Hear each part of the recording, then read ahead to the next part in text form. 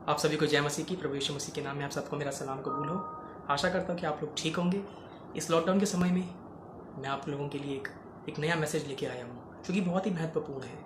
हम सब जानते हैं इस लॉकडाउन के समय में हम सब कई लोग, ज़्यादातर लोग परेशान हैं, वो डिप्रेस्ड है और वो उनका मन व्याकुल है, वो निराशा में है।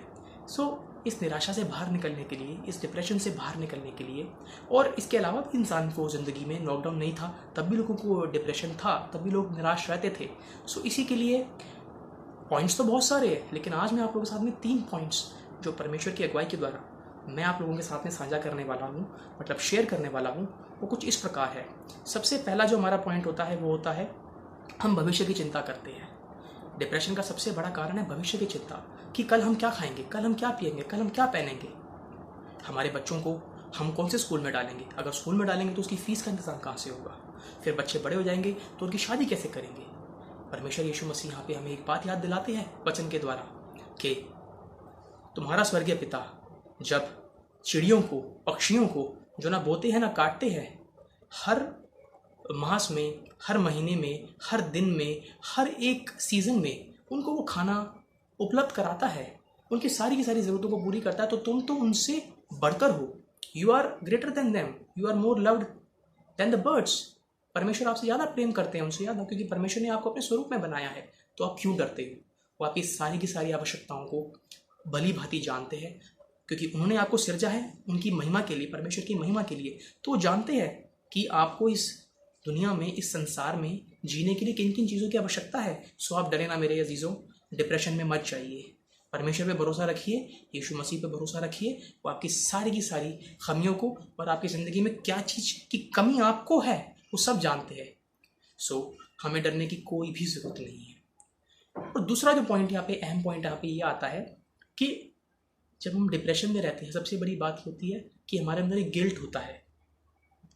हम एक ऐसा पाप, एक ऐसा गुनाह करके रखते हैं जो कि हम कभी भी किसी के सामने, जिसके साथ हमने किया है, हम उसका अंगीकार नहीं कर पाते, हम उससे क्षमा नहीं मांग पाते। वचन के अगर हम वचन के अगर साथ जाए अगर हम, तो उसमें देखते हैं कि केन ने जब पाप किया था तो उसके मुंह पे वो दिख रहा था, वो गिल्ट दिख रहा था। केन और हबील दोनों ने ही परमेश्वर के लिए जो कि है बलिदान चढ़ाया, दोनों ने भेंटें चढ़ाई, लेकिन परमेश्वर ने हबील की ग्रहण की, केन की नहीं ग्रहण की, क्योंकि केन ने अपने दिल से नहीं दिया था, हबील ने अपने पूरे दिल से दिया था। उसने अपने सारे पहलौटे जो फर्स्ट बॉर्न होते हैं, चाहे बकरे के हो चाहे भेड़ के हो, उसने दिल खोल के परमेश्वर को जो है वो बलिदान किया था। उनकी चर्बियां उसने जो है परमेश्वर को बलिदान की थी। लेकिन केन ने जो एग्रीकल्चर के द्वारा, जो उसने खेती बाड़ी के द्वारा जो भी उपज प्राप्त की थी, उसने वो कंजूसी से परमेश्वर को दी थी। इसलिए परमेश्वर ने केन की नहीं परंतु हबील की जो है ऑफरिंग ग्रहण की थी। उसी वजह से केन को गुस्सा आया, केन ने अपने भाई को मारा। इसलिए परमेश्वर ने उससे पूछा कि तेरा मन व्याकुल क्यों है, तेरे मुंह पे निराशा क्यों है, तू क्यों परेशान है? इसीलिए कि उसके अंदर एक गिल्ट था, वो अपने भाई को मारना चाहता था, वो अपने भाई से नफरत करने लग गया था, वो परमेश्वर से नफरत करने लग गया था। उसके मन में यह था कि परमेश्वर ने मेरी जो है ऑफरिंग क्यों नहीं ग्रहण की, मेरे भाई की क्यों करी। उसी प्रकार से अगर हम देखते हैं, जब दाऊद ने पाप किया था, जब दाऊद ने बैतशेबा के साथ में व्यभिचार किया था, एडल्ट्री की थी और उसके पति को मारा था, तो उसका मन व्याकुल रहता था। भजन संहिता के 32 में 4 से 6 तक आप पढ़िए और पूरा उसको पढ़िए। उसके अंदर वो साफ तौर पे कहता है कि जब मैंने अपने पाप का अंगीकार किया यहोवा के सामने, तब मुझे शांति मिली। उसकी हड्डियां पिघल रही थी, उसका मन व्याकुल हो रहा था, वो परेशान हो रहा था, वो डिप्रेशन में था। वो इसलिए डिप्रेशन में था क्योंकि उसने एक पाप किया था जिसका उसने अभी तक अंगीकार नहीं किया था। और जैसे ही नतान नबी के द्वारा उसके पास एक संदेश पहुंचता है, वो उसका अंगीकार करता है, वो अपने आप को रिपेंट करता है, अपनी गलतियों को रिपेंट करता है परमेश्वर के सामने। इसीलिए अगर आज आपने किसी के साथ में कुछ गलत किया है तो अभी की अभी जाए, उसके साथ में जाकर के माफ़ी मांगे, उससे वापस जो है रिश्ता बनाए, परमेश्वर से माफ़ी मांगे और परमेश्वर के ऊपर सारी की सारी अपनी चिंताओं को छोड़ दे। तीसरा जो अहम कार्य होता, अहम जो इसका कारण होता है डिप्रेशन का, वो होता है लॉस्ट। मतलब कुछ चीज़ हम जिंदगी में खो देते हैं, जैसे कि हमने अपने किसी प्रियजन को खो दिया, माता पिता को खो दिया, वो स्वर्गवासी हो गए, या अपने बच्चे को खो दिया।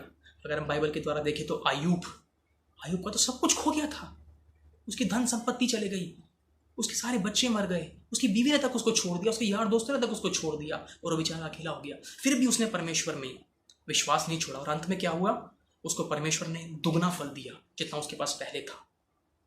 जी मेरे अजीज़ों, उसी प्रकार से अगर हम नवमी को भी देखते हैं, नवमी के का पति मर गया, उसके सारे बच्चे मर गए, लेकिन फिर भी उसने परमेश्वर में विश्वास नहीं छोड़ा।